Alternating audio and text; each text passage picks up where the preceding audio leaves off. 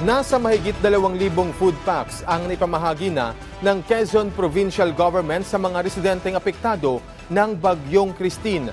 Yan ang balitang pambansa ni Carmi Ailes ng Radyo Pilipinas, Lucena.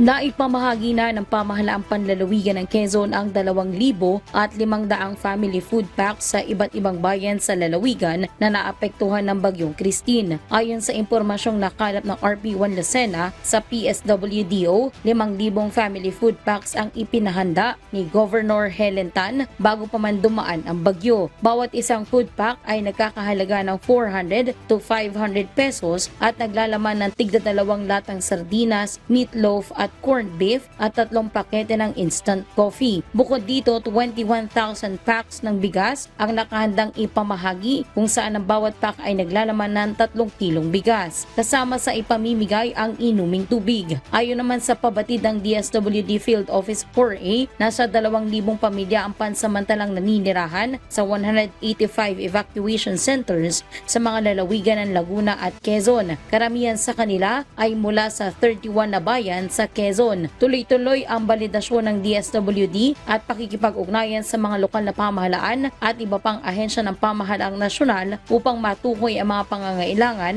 at makapagbigay ng nararapat na tulong sa mga apektadong pamilya at komunidad. Samantala, sa pagkipag-ugnayan ng RP1 Lucena sa Quezon PD RRMO ay nabatid na 2 ang nasawi sa Quezon. Ngunit kukumpirmahin pa kung may kaugnayan ito sa Bagyong Christine. Mula sa Radyo Pilipinas Lucena, ito si Carmi Ailes para sa Balitang Pambansa.